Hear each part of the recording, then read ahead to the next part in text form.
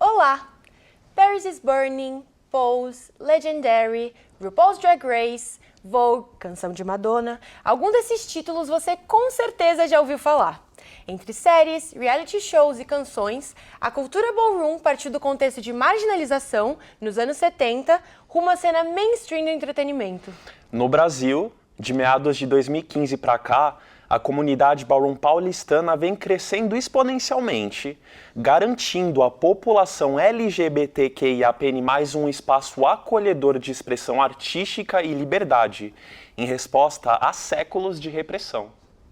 Para discutir sobre este tema, nós convidamos Fefe Barão, responsável pelo documentário Fervendo na Metrópole, lançado em 2024 como seu trabalho de conclusão de curso em jornalismo, na Universidade Presbiteriana Mackenzie.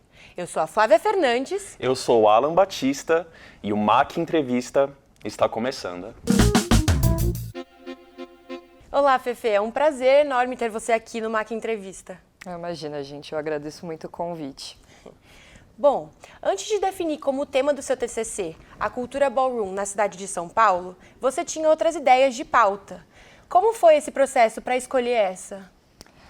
Foi um processo muito maluco, porque eu acho que eu mudei de tema mais ou menos umas 3 vezes.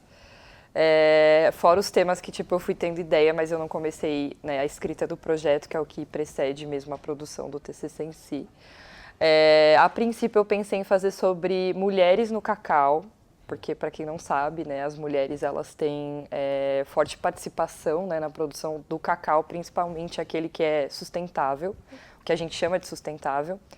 Depois pensei em fazer sobre cultura drag, também pensei em fazer outras coisas que casassem bem com a linguagem que eu queria trazer para o meu documentário. Porque é isso, eu tinha certeza de que eu queria fazer documentário e eu queria trazer uma linguagem diferente, visual, e que eu queria que ele fosse performático também. Foi uma loucura, né? Assim, faz projeto, entrega projeto, depois, quero mudar de novo, quero fazer outro projeto. Foi difícil nesse sentido, foi uma fase delicada também na minha vida, eu acho que para muitas pessoas essa fase de entrega do TCC, ela converge com outros momentos muito loucos na nossa vida. Enfim, no final das contas eu defini um tema, mas assim, foi bem no semestre da entrega do TCC em si, né? Até pulei a primeira... Não pulei, mas eu acabei tendo um tempo menor para a produção do documentário mesmo, então eu tive que me empenhar um pouco mais, dormir um pouco menos também. Uhum. Quando a gente está assistindo o documentário, ele não explica alguns termos daquele universo. Por exemplo, não explica o que é ballroom, voguing, o que é uma house. Então a gente parte do princípio que quem vai assistir já está familiarizado com essa cultura. Mas para quem está assistindo a gente, que não conhece muito sobre o assunto, você conseguiria explicar mais ou menos o que é um ballroom, o que é um vogue em contexto histórico? Claro, Vogue eu acho que é o que está mais próximo assim, da nossa realidade, da cultura mainstream, eu digo, que é aquela dança que tem, né, como o objetivo exaltar mesmo alguns traços de feminilidade e que busca, né, em seus passos, em seus elementos, né, que é como é chamado dentro da dança e da cultura, trazer essa narrativa mesmo, enfim. E ela nasceu no contexto da ballroom, como você mencionou. Ballroom é uma cultura que se originou em Nova York por volta dos anos 70, e ela se originou como forma não só de protesto, mas como solução a uma situação que ocorria no que eles chamavam de drag balls, né? Foi percebido que nessas drag balls, muitas vezes, as competidoras que ganhavam eram sempre brancas, eram sempre dentro de algum outro padrão. De certa forma, por mais, né, que a gente tivesse aquele recorte de comunidade LGBTQIAP+, eram pessoas que acabavam performando, de certa forma, muita normatividade. Então, dentro desse contexto, que não só ela beija, como outras pessoas pretas, latinas, travestis, principalmente, tem um protagonismo muito forte das travestis na cena, se juntaram para criar esse espaço que celebrasse esses traços que estão fora da normatividade. Então, Ballroom é esse momento, é essa celebração, é esse evento onde as pessoas competem em categorias, algumas dançadas como Vogue, e Vogue é dividido em 3 linguagens, tem 3 estilos de dança Vogue, que é o Vogue Femme, que é o que a gente mais vê em RuPaul's Drag Race, enfim. O New Way, que ele é mais stretch and pose, né? Que é aquela coisa de você se alongar e você mostrar que você tem bastante flexibilidade. E o Old Way, que é a primeira forma, né? Que é como se originou mesmo, que é aquela coisa mais composta, mais pose. Bom, e durante a produção do documentário Fervendo na Metrópole, a produção foi particularmente muito importante na sua jornada de identidade pessoal. Você poderia compartilhar um pouco mais com a gente? Claro, poderia sim. Antes de eu ter a ideia de fazer um documentário sobre a comunidade Ballroom aqui em São Paulo, que, né, para deixar claro, é um recorte de todos os recortes possíveis, eu comecei a fazer Vogue mesmo, comecei a participar de aulas de Vogue que aconteciam e acontecem ainda no Vale do Anhangabaú, toda quarta-feira de forma gratuita, por conta de uma, se eu não me engano, uma iniciativa privada mesmo, que acaba trazendo essas aulas lá. E eu procurei a Ballroom, porque na época eu queria muito criar uma persona drag king, né? Que, para quem não sabe, é como se fosse essa persona masculina oposta ao drag queen. Não necessariamente oposta, mas enfim. E isso vai muito de encontro com o que eu queria elaborar na época, por um processo que eu estava passando na época, quanto uma pessoa não binária, enfim. E para mim foi muito importante trazer isso, assim. E para além disso, né, a comunidade Ballroom, ela abre um espaço tanto para a gente elaborar essa questão de gênero, né, para pessoas não binárias, quanto para outras populações marginalizadas. E aí eu comecei a fazer essas aulas nessa busca mesmo.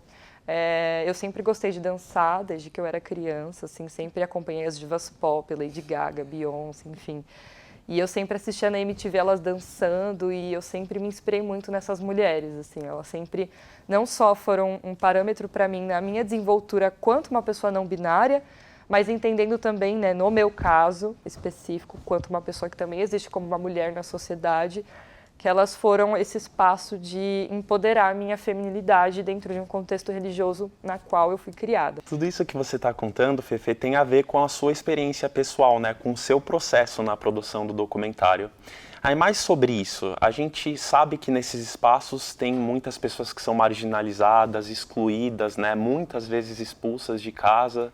Então, a gente queria saber como elas te acolheram, se foi a princípio de primeira, ou se teve um estranhamento, talvez até uma hostilização. Aí você segura um pouquinho a resposta, que a gente precisa fazer um intervalo, e no próximo bloco você responde pra gente. O MAC Entrevista volta já. O NPDA, Núcleo de Produção e Desenvolvimento Acadêmico, é um departamento que atende às demandas da Universidade Presbiteriana Mackenzie e do Instituto Presbiteriano Mackenzie. É responsável pelo suporte técnico aos cursos que necessitam de produções audiovisuais, pela gravação de aulas do ensino à distância, pela gravação e transmissão de eventos, pela produção de conteúdos institucionais e pela rádio e TV web Mackenzie, entre outras atividades. Os profissionais do NPDA acompanham os trabalhos solicitados, desde a proposta inicial até a sua realização final. NPDA, sempre a serviço da comunidade mackenzista. O MAC Entrevista está de volta e hoje com Fefe Barón. Voltamos a falar sobre seu maravilhoso projeto de TCC, o documentário Fervendo na Metrópole, um retrato sobre a cena ballroom na cidade de São Paulo. No bloco anterior, a gente deixou uma pergunta no ar, né? Como você foi acolhida nesses espaços? Foi de primeira? Teve algum estranhamento? Teve algum obstáculo nesse sentido? A Ballroom, ela se trata de um espaço para a celebração de muitos corpos marginalizados. E por conta disso, assim, é um processo bem complexo, porque eu cheguei na Ballroom, de cara eu consegui ter mais afinidade com algumas pessoas. Na verdade, eu cheguei pela minha amiga Luna, que ela, além de uma pessoa não binária, ela também é drag. Eu conheci ela numa festa da Lady Gaga. E a gente começou a ir para os treinos juntas. Ela já havia se envolvido um pouco mais com a comunidade Ballroom. E, enfim, então eu tive um acolhimento por parte dela, por parte das pessoas próximas a ela, enfim. Mas, de forma geral, a Ballroom ela é muito atenta a quem entra, assim. É muito comum que as pessoas, e principalmente nós, jornalistas, a gente acabe reproduzindo, muitas vezes, uma dinâmica que é até descrita na sociologia, que é o colonizador e o objeto de estudo, né? Tem essa separação. Então, é muito comum que populações marginalizadas, culturas undergrounds ou né, diferente do que a gente costuma ter no mainstream, acabam se protegendo de algumas formas. Então, a princípio, houve sim algum estranhamento por parte de algumas pessoas. Não é nada que hoje em dia, com a maturidade que eu tenho hoje em dia, eu leve para o pessoal. Na época eu fiquei triste, na época eu fiquei com raiva, mas eu entendi muito desses processos. Como eu falei, a cena ela tem um protagonismo preto mesmo, e eu acho que é muito... E ela nos convida, quanto pessoas brancas, a refletirmos nesse espaço, sabe? E é muito interessante a gente pensar nessa questão do protagonismo. Por quê? Porque a Ballroom é sobre protagonismo. Ela é sobre... Agora é o seu momento de assistir alguém sendo protagonista. Agora é o seu momento de aplaudir essa pessoa.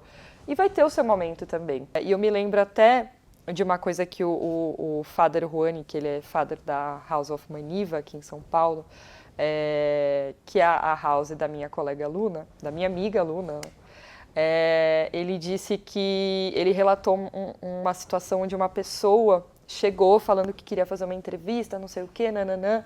E aí ele perguntou assim, mas espera, quantas balls você já foi, assim, quantos eventos você já participou? A pessoa chegou no treino um dia já querendo fazer entrevista, assim. Poxa, participa, conversa com as pessoas. E eu acho que esse é um processo muito importante. E relacionando esse seu contato com as pessoas ao longo do seu documentário, como exemplo, como você citou, sua amiga Luna, ou também a Iná, são alguns personagens que a gente se depara ao assistir o documentário. Algum momento você se deparou com algum evento que te marcou assim na vida dessas pessoas? E também, como foi a seleção das fontes? Você falou, não, essa pessoa aqui, vou ver se eu consigo entrevistar. Acho que todo mundo que eu entrevistei me trouxe alguma coisa, me acrescentou não só para o documentário, mas quanto perspectiva de vida também, assim. Até injusto eu falar de uma ou outra pessoa, mas trazendo aqui para vocês, uma das primeiras entrevistas que eu fiz a primeira entrevista que eu fiz foi com a Iná, que eu gravei. E ela trouxe muitos pontos, assim, que além de expandirem a minha perspectiva sobre o tema e trazerem, né, riqueza de informações para a entrevista, ela também me auxiliou no processo de condução, no processo de entrar em contato com as pessoas, me deu alguns conselhos, me chamou algumas atenções, assim. Eu fazia parte, né, do grupo de treino dela, então a gente tinha uma troca para além do documentário ali, do treino e de muitas elaborações e muitas conversas. Então, para além de coisas que ela disse, isso também me marcou muito.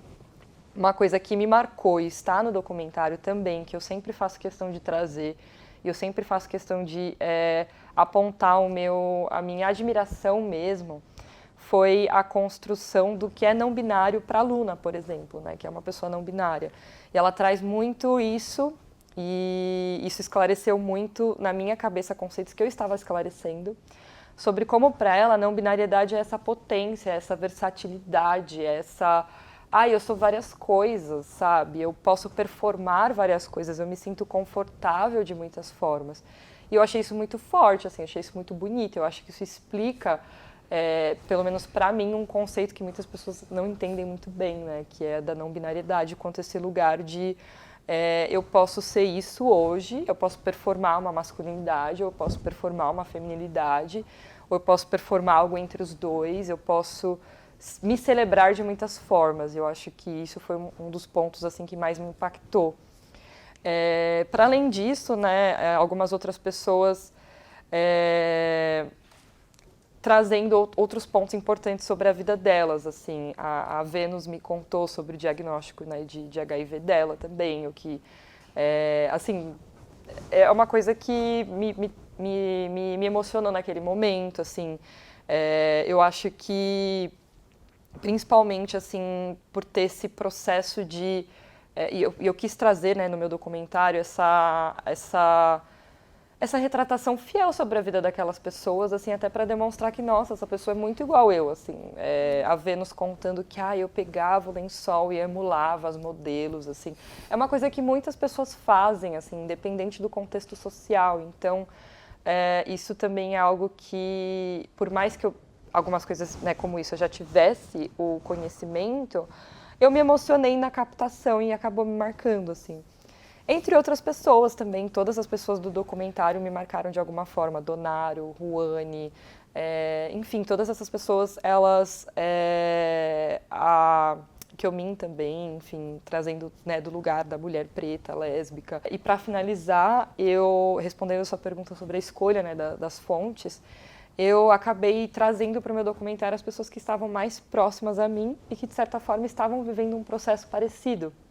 Porque todos ali, não todos, né, tirando Ruane e Ainá, mas todos ali estavam em um processo baby beginners, assim, estavam, né, que são 2 níveis na Ballroom. Tem o baby, na verdade tem o virgin, que é o primeiro, comecinho, aí baby e aí beginners, que é um pouco mais avançado, enfim, todos estavam, de certa forma, com pouco tempo de cena, então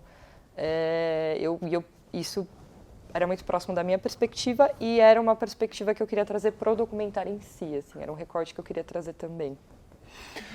E para finalizar, que dica que você tem para a gente, Fefe, nós, futuros jornalistas, ou ainda vamos fazer nossos projetos de TCC, e que dica que você tem para nós que vamos fazer temas parecidos com o seu, talvez a comunidade LGBTQIA+, ou talvez Ballroom? Uhum.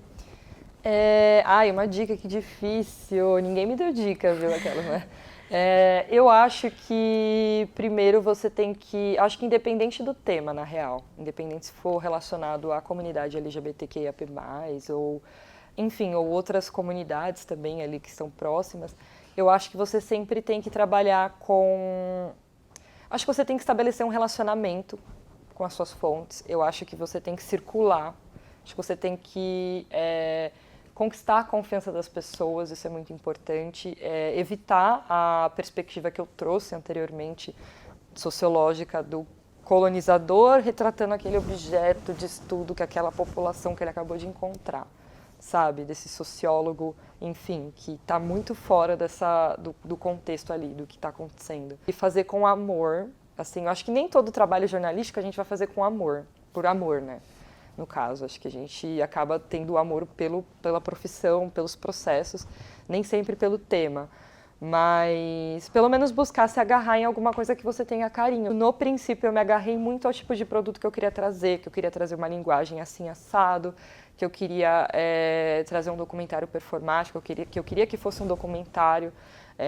Então, sempre se agarrar nisso, né? Se eu estou fazendo um livro, se eu estou fazendo um site, por que eu estou fazendo? E sempre buscar esse balanço também na sua vida, né? Porque eu acho que para muita gente acaba que o TCC, ele converge muito com fases muito conflitantes da nossa vida ali, né? Esse momento que a gente muitas vezes está saindo da casa dos nossos pais, conquistando uma independência financeira, que a gente está se consolidando mais como um adulto, então muitas questões na nossa cabeça. Então, eu acho que buscar esse balanço, buscar fazer terapia também é bom, né? É importante. Enfim. E o que não der para levar, encarar com bom humor e com otimismo e tentar apreciar esses processos, essas coisas todas, assim. Fefe, muito obrigado por disponibilizar seu tempo, vir falar com a gente sobre um tema que, né, fala com tantas pessoas, né, e é um tema muito importante. Muito obrigado. Obrigada. Eu que agradeço, gente. Bom, este foi mais um MAC Entrevista. Se você quer rever este e outros episódios do nosso programa, acesse o canal da TV Mackenzie no YouTube. Até a próxima!